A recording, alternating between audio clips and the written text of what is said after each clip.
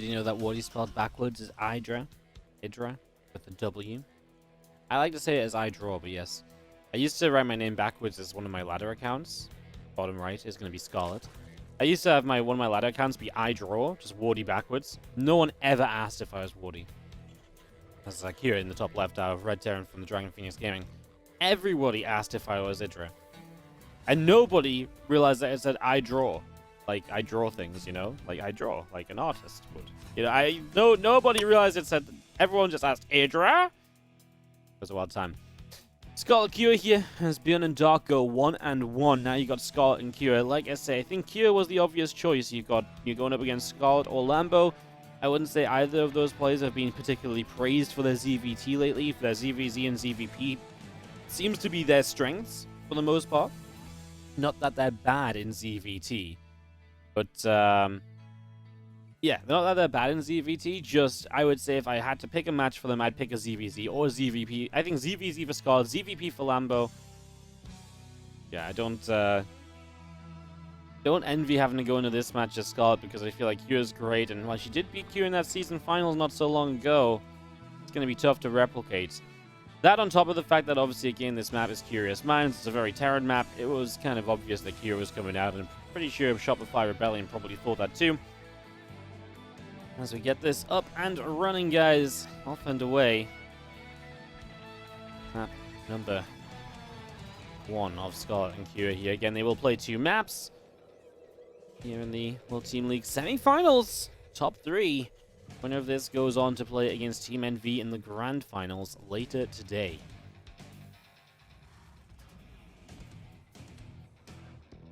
Overlord moves out around the left-hand side. So it's going to go on a little bit of a scout after being at the front.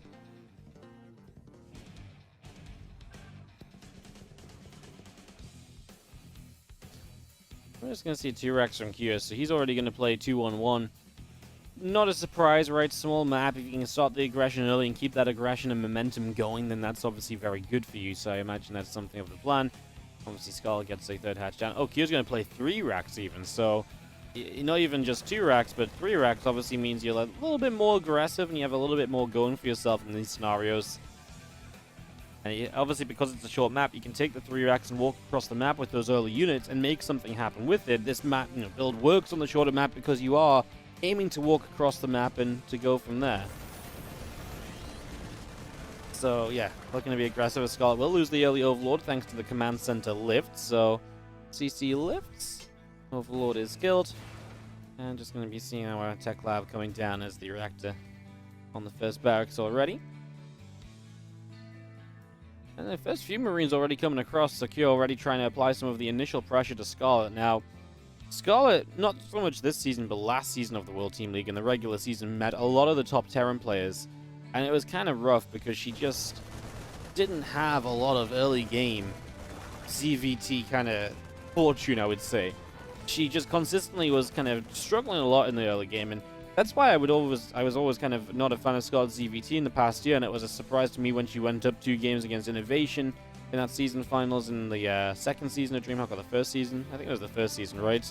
And that was a surprise to me a little bit. And then obviously, like I say, beating Kira 2-0 in the most recent DreamHack season finals. To me, that was actually kind of a cool sign that Scarlett fixed a lot of those problems and really improved and kind of, sorted out her early game in a matchup that's so focused on the early game as well, right? If you take early game damage as the Terran player, you're probably not going to do well because the Zerg gets momentum, and the vice versa for the Zerg. If you take early game damage, the Terran gets all that momentum, they control the map, and if they're controlling the map, they're going to have a very good time, and they're probably going to be able to win out. So, yeah, the early game is so important. That's one place that Scarlett did struggle in more recently, I would say, in this matchup, but we'll see how she does, like I say. Long way to go in this one. The early game wasn't super pretty already because she lost a couple Overlords, but this is the first real test as all of these Marines move out. Don't like where she's at because she's on her way to a Roach run. She had a Baneling nest up or so, a couple Banes to force these Marines back and splitting, but on her way to a Roach run without that Roach run being done and able to build Roaches yet, it's going to be a little bit scary. The Marines are going to have combat shield, they will have stim. There's obviously going to be a Queen support for the initial, as the initial kind of round of this comes through. So you're going to have a reasonable amount of Queen support here, but Well, let's see. Marines pressing forward, just confusing each other up, these queens so far. The Lings want to run in, really, because they want to do some damage, but there's just not that many Lings, and they die so quickly here to Stim Marines in this sort of number. This is already just kind of falling apart for Scarlett, quite frankly, as this is not pretty at all. Just going to run through, just going to be seeing this queens getting taken down, and I mean, even just the first 6 Marines did a lot, and that's going to lead to this situation now where Scarlett has just not able to deal with this at all. Resource loss is obviously heavily in Kira's favor, and he might even kill the 3rd hatchery, which if you kill the 3rd hatchery in this scenario, you absolutely are just in a stellar position. Scarlett will get the units out to clean this up now. Obviously no medevacs with this, so there's not a lot of longevity on this army. So it does kind of run out of steam fairly quickly. Well, usually it runs out of steam fairly quickly, but it took a while to clean up this time. Obviously what I mean, especially though, is obviously that you don't have any, you can't stim multiple times, basically. So the more you have to stim, the more you're hurting your own units. Yeah, I mean, I think we're already looking at game number 2 here, guys, and probably asking ourselves, well, what are we going to do in the second game? And Scarlett, obviously, will have her own map pick for map 2 if she loses this first one. That could be the redeeming factor, as she will once again go hunting for the 1-1 to try and keep the Shopify Rebellion even with the Dragon Phoenix gaming squad. Which would, of course, be kind of the necessity. I do think if you win this series as Shopify, it comes through the back of a bunch of 1-1s. I don't think you do. I don't think you win this off the back of going 0-2 and then someone recovering for you. So I think a lot of 1-1s will be important. So I'll just going into Carapace and Roach Speed, by the way. So she will just play a Roach attack and try and make something of this. 51 drones. I mean, she's just morphing in the Ravagers already. She's going to get ready to go pretty much right now. Q later 3rd base. It's not even like he has a 3rd base already. It's not being overly greedy, so he should just have the units to defend this. He's already setting up tanks, in fact, on this right-hand side. So he's actually going to be the aggressor, which maybe gives Scarlett a chance if she can maybe grab this army while it's, being aggressive and trade out well against it. And I think there's some potential there as these Marines are going to go after that Roach Roar. And yeah, I mean, let's see. Scarlett's going to come forward and throw some files for that first tank. Took a little while to get them all down, but got there in the end. Yeah, I mean, Scarlett pushes that back. If she can push back a couple armies and attack herself, that would be really all she needs. I mean, there's a drop in her main base now, so something else for her to have to go and worry about. And again, that's going to be probably the main frustration here, having to go running around after this all of the time. 4 or 5 drones already dropping off there, and just going to be seeing these Marines continue to work their way through this mineral line.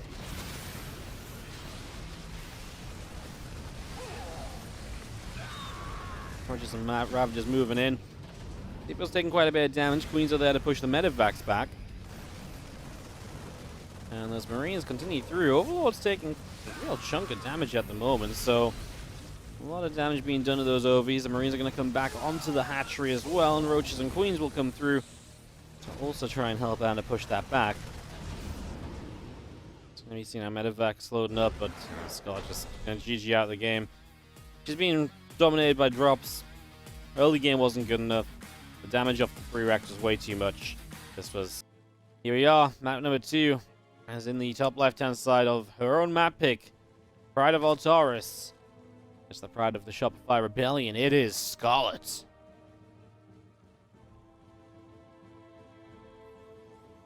On the right-hand side from Dragon Phoenix Gaming, our Red Terran player is Cure.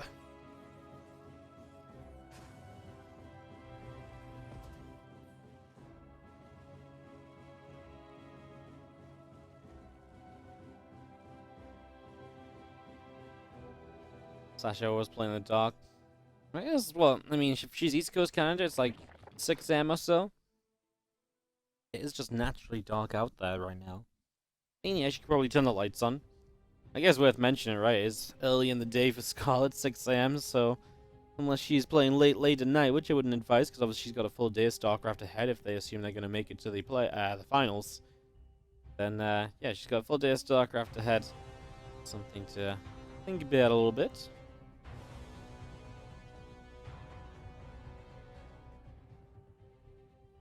Once you just get set up and Overlord moving around, it's a hatch gas pool. There's nothing really funky coming in from Kira just yet either.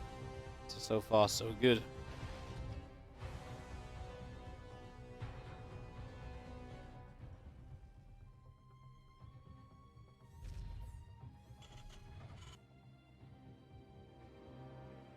CC drops into the natural. Multiple command coming in. And yeah, with just, like I say, a very standard Reaper expansion queue. Just going to try and pick up some info. We'll see what he wants to do on the follow-up to this. We'll see what his plan becomes here.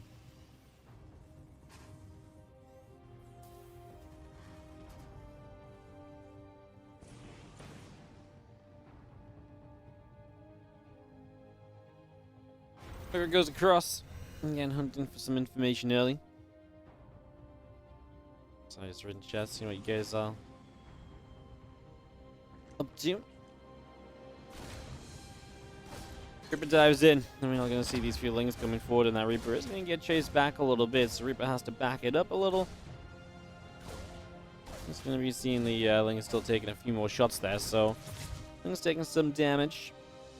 We do just have our factory going to be finishing. The 2 CCs continuing into play as well. All of this coming out. I mean, it's about large maps at the end of the day, unless you're really planning on doing something very aggressive.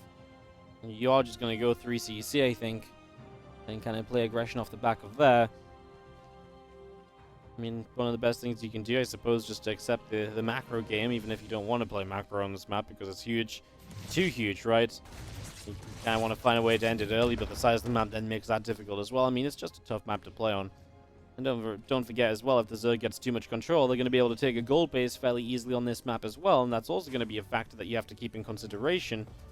That's something else, which is going to be rather frustrating and annoying to have to deal with at some stage. Another concern for somewhere down the line.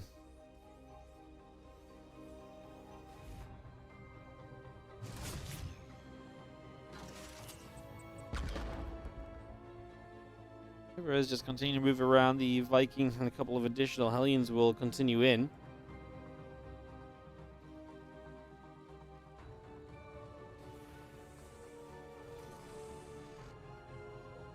Let's see the creep spread pushing out on the map as well to begin with also. I mean, the Vikings also just a very kind of like, they have some map control, Liberate gonna put in some light harass. It's all a lot of just low commitment setups. I'm just gonna switch to the Twitch stream, guys. For whatever reason, the YouTube channel is just not reliable anymore.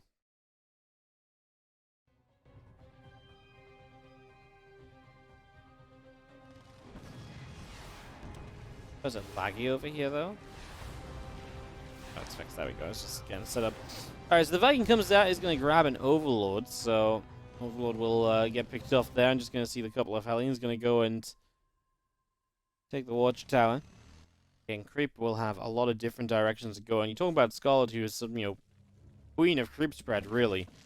She is somebody who really revolutionized the idea of how you use creep spread in StarCraft 2. She was one of the players to spread it. And, we always used to talk about Scott's creep spread, right? It was a classic caster talking point, right? Start of the game, you got some time to kill. You talk about a creep spread. 5 minutes in the game, look at an amazing creep spread. 10 minutes in the game, oh my god, the map is actually just pink, right?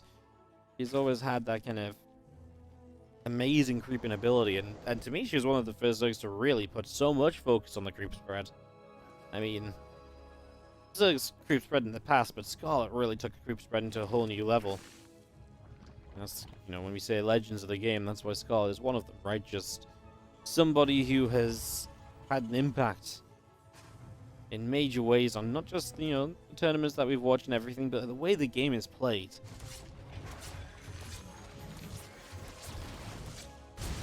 Looks like that Liberator is going to get that Queen in the main base. Scarlett didn't pull that away in time. Obviously, you got the Spore Core that can relocate here to push this back as you do lose some mining time. Scarlett just going to continue in with her extra drones coming through. Liberator is going to siege up again, and just going to be having these few Hellions moving up the ramp. A little bit of creep spread going down.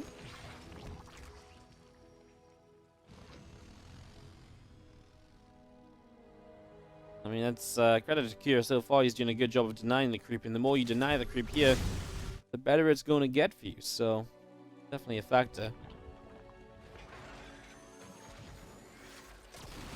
I guess behind that Spore, man. It's just so annoying. I think you have 4 more drones, again, more lost mining time.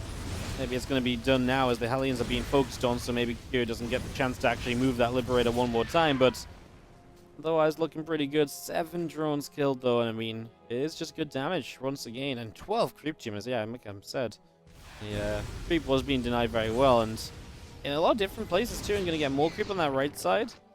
Scarlett is starting to make efforts to respread it through the center, but Kira has just had a very strong initial start of this game. Scarlett's going to play the mutas. Very large map. He can take good map control. He can get that gold base up, and I imagine that's part of the idea behind going mutas. Just again, something gives you good map control and gives you a lot of potential here. So I can get behind it. I like it. Not a hater. Gonna see our Marines moving up. Gonna get rid of a couple creep teamers themselves at the moment. The few queens looking to fight back as the banelings will be settling down.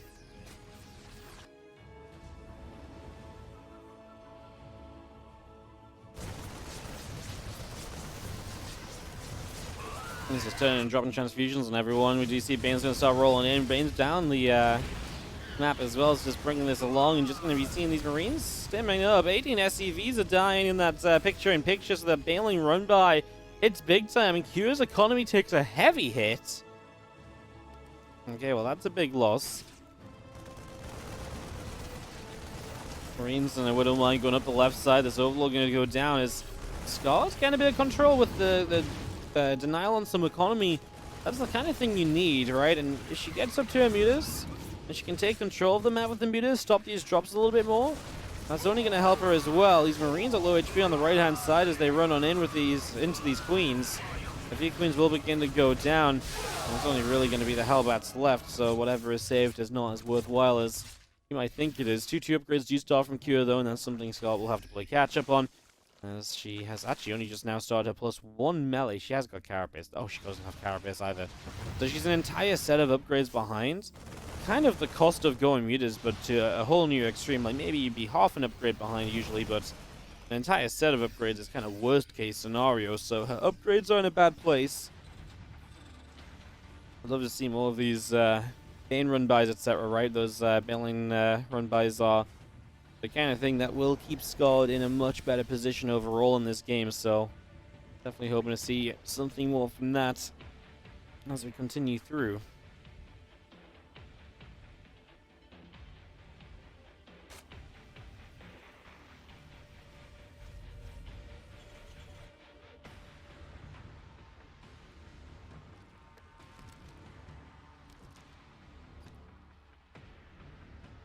It just moves out into the center as well. So let's bring that over here. As you see the mutas continue onto the refinery. He's going to pick off one and looking. I could have maybe thought about getting another one there, but doesn't commit for it. Doesn't go try and make it happen. He's come back in. Changeling gets picked off. That's going to be seeing our Marines still working their way out to the center.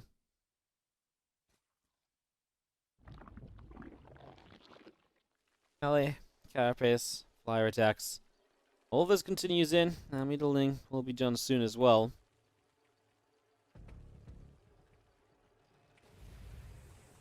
And CG upgrades on those engineering bays.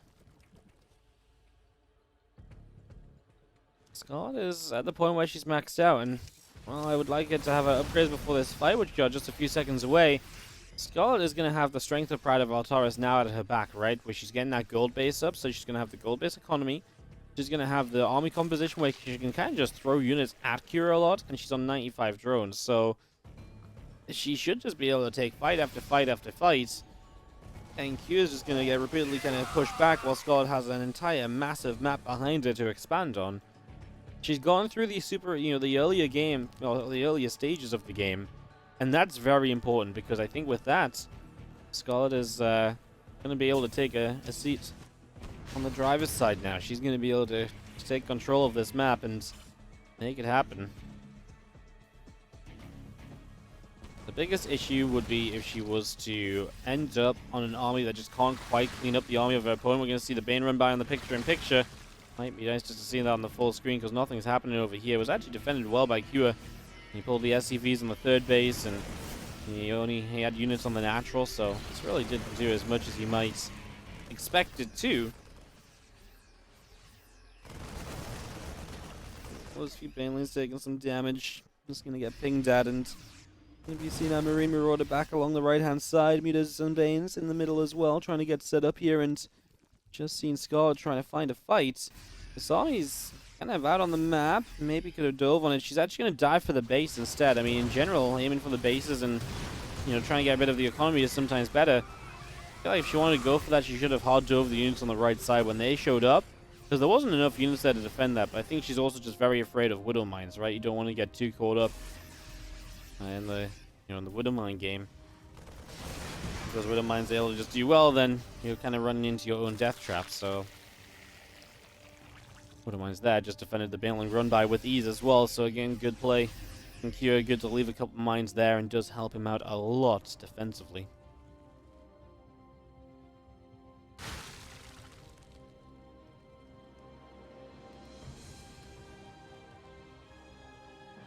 Okay, Mira out of the right-hand side, units are still pressing forwards here.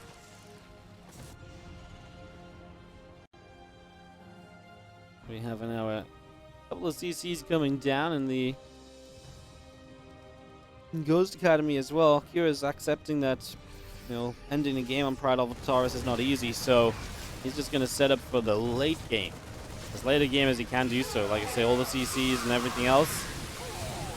Feels like these Widow Mines are just connecting well all of the time so far.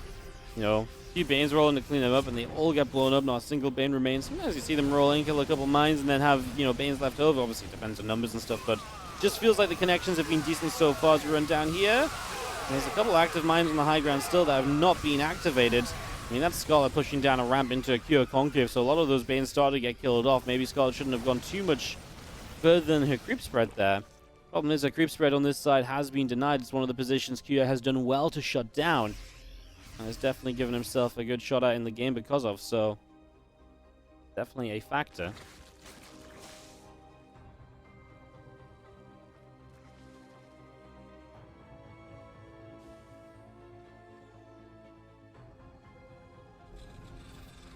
Fire Force gonna relocate a little bit as I honestly expected Scarlett to have more run-bys and more kind of counter-attacks hitting all the time on a map this size and all of this and that, but she's really been missing a lot of that for the moment, so again, something to maybe look at further down the line is going to see Ultra Bane and Muta gathering together.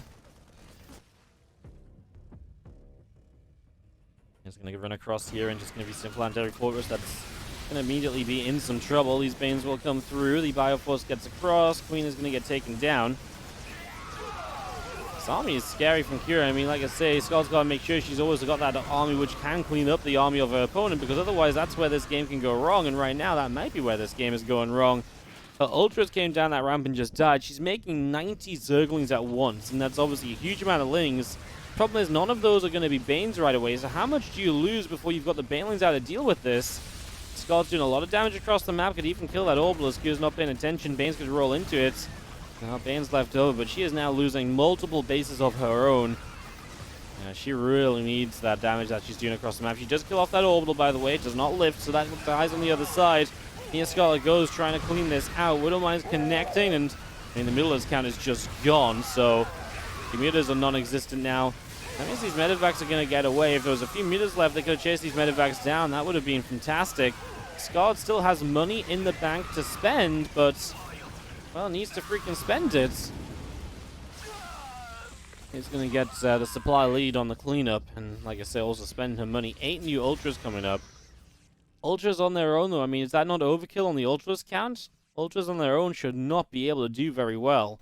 And like I say, at the moment, it might not be the support you need for those Ultras, as another Marine in the center goes down. The Widow Mine's still left over here as well, so they're likely to get some damage done. Maybe even a kill. As oh no, the Ultra's just going to run through.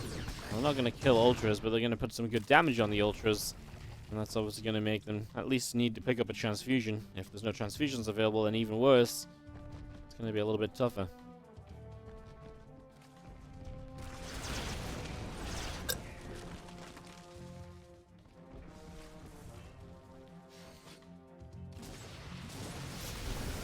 Scarlett is still ahead in workers by about 13. So she has a worker lead. It's her army that's the problem. And it's just, how do you actually clean up this force? He's got so many Marauders too, and you're playing very ultra heavy.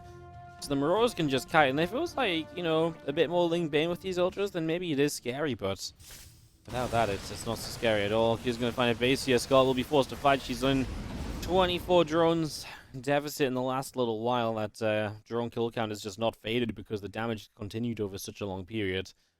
I guess in a way that's good news. There's not 24 new drones that have died. It's just the same 16 of before plus the 8 more now. Scarlett's going to try and get into Infestors. Well, that can really help, and especially when you're playing this heavy Ultra count, that's what can allow the Ultras to actually get into range and connect. Nice, Baneland's going to clean out a bunch of SCVs there as well, so making up some of the drones that she's losing. Not that it's necessarily a straight-up even trade, but it helps as she tries to buy some time. I mean, at this point, you kind of need these Infestors, right? You need to drop a fungal growth, let these Ultras get on top of this army. It's basically her last chance, right? Without the fungal growth right now, you are not going to be able to fight this. Your base count is low. Ua seems to have enough control of the game. There's a fungal. I mean, the fungal was actually decent. It wasn't like super crazy. Oh my god, it hit everything. It was decent. It just doesn't matter. Scarlett doesn't have enough at all. GG is called. Ua gets the 2-0. Scarlett ZvT, a lot of early game problems in that first map.